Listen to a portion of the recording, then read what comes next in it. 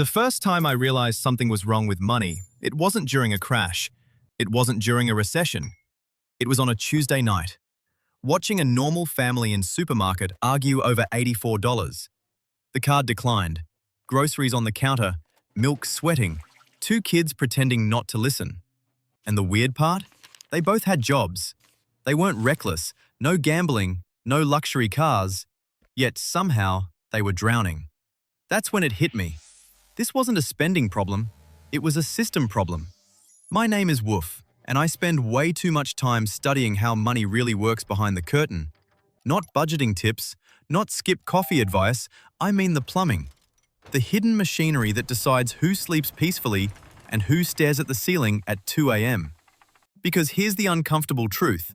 Most people work with money every single day and still don't understand what it actually is. Let me ask you something simple. What is money? Paper? Numbers? Coins? Not really. Money is trust, nothing more. If tomorrow everyone decided your currency wasn't worth anything, it wouldn't be. That's it. No magic, just collective belief.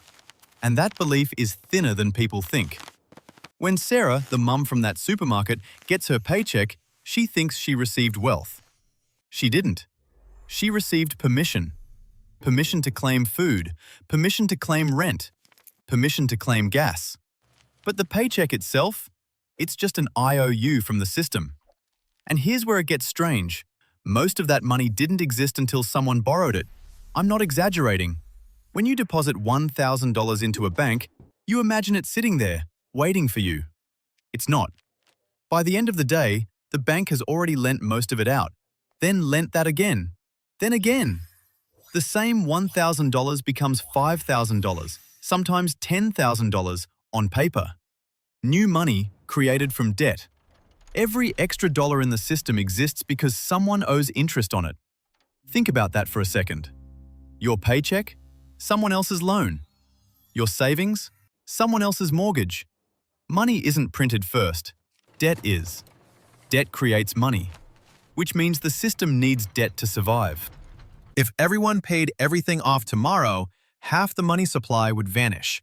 The whole structure would freeze. So the game quietly encourages one thing: borrow. Always borrow. Sarah didn't know any of this. She just knew her credit card felt necessary. Groceries went up, rent went up, kids grew, life happened. So she swiped. Because the system makes debt feel normal, friendly, helpful. Buy now, pay later. Sounds harmless. But debt is time travel. You steal comfort from your future self, and the future always charges interest. That's the trap. Not evil, not dramatic, just math. And math doesn't care how tired you are. Here's what most people miss. Debt for consumption shrinks you. Debt for ownership grows you. Same tool, opposite outcomes.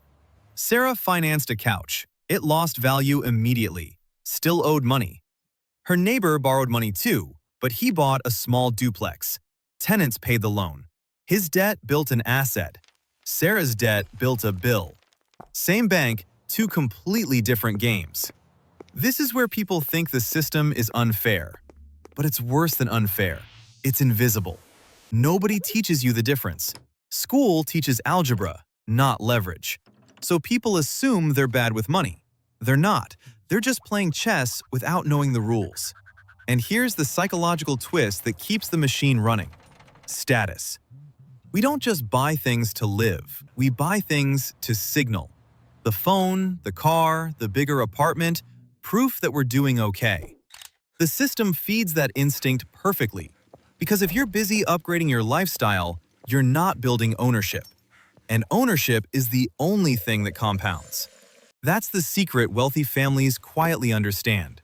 They don't obsess over income. They obsess over control. Control of assets, control of cash flow, control of time.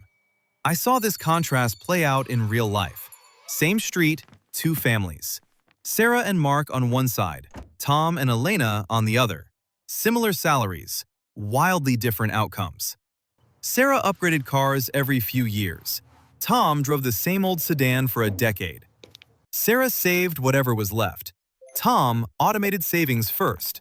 Sarah feared debt. Tom used debt strategically to buy a small storage facility. Nothing glamorous, just rows of metal doors. Boring. Predictable. Every month, rent checks. By year 5, Tom's storage units paid more than his job. Not because he was smarter, because he understood something earlier. Money isn't wealth. Cash flow is. And assets create cash flow. Wages don't. Wages stop the moment you stop. Assets keep working, even when you sleep, even when you're sick, even when you're tired of everything. That realization changes how you see the system.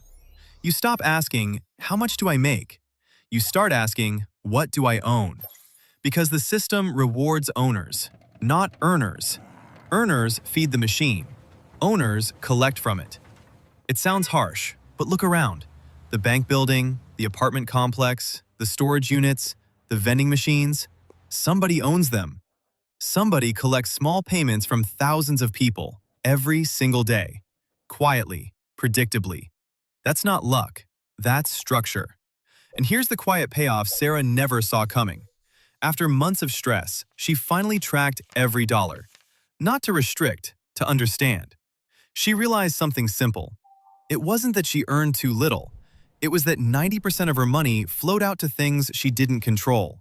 Rent to a landlord, interest to a bank, payments to companies. She was funding other people's assets. So she made one small shift. Just one. Instead of upgrading anything, she bought something tiny. A laundromat partnership with a retiring owner. Ugly place, fluorescent lights, smelled like detergent. Nothing Instagram about it. But every week, coins, bills, card payments. Steady, boring, reliable. The first month, $600 profit. Nothing exciting, but it didn't require her time. Month 6, $1,200. Month 12, $1,900. That's when something clicked. The money felt different. Not fragile, not temporary. It felt anchored. Because it wasn't a promise anymore. It was ownership. And ownership survives what promises don't. Currencies change. Banks fail. Inflation eats numbers. But a machine that washes clothes still washes clothes. A building that stores boxes still stores boxes. A business serving real needs still produces value. That's the difference. Money is trust. Assets are reality. Trust can vanish overnight. Reality sticks around. That's why some people panic during crises and others quietly buy. They're not braver. They just know the game. They know the system isn't designed to free you. It's designed to keep you comfortable enough not to question it. Debt keeps you busy. Ownership sets you free. So when you look at your paycheck now, don't see income. See fuel. Fuel that can either disappear into bills or slowly purchase pieces of reality. Little machines, little systems, little cash flows. Nothing glamorous, just boring things that pay you back. Month after month, year after year.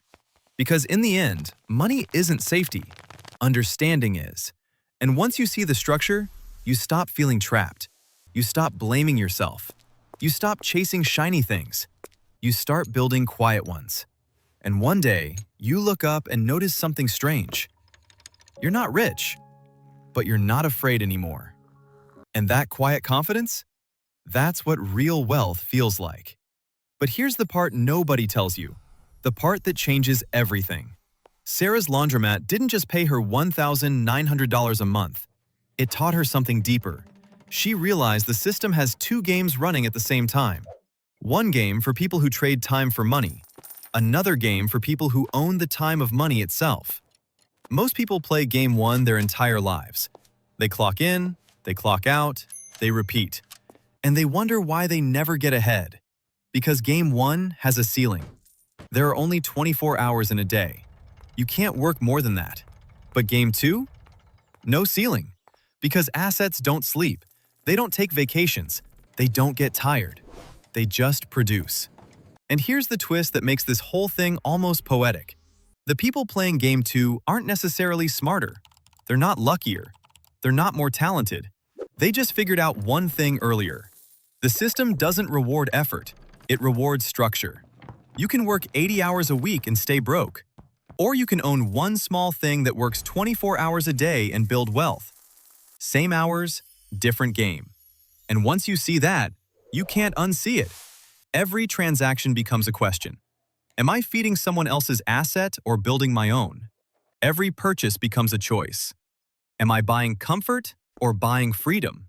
Every paycheck becomes a decision. Am I consuming this or converting it? That's the shift.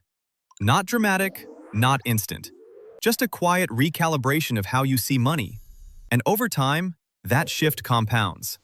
Not into millions, not into yachts, but into something better. Peace. The kind of peace that comes from knowing you're not trapped. The kind of peace that comes from owning small pieces of reality that keep working when you stop. The kind of peace that lets you sleep at night. Not because you're rich, but because you finally understand the game. And you're playing the right one.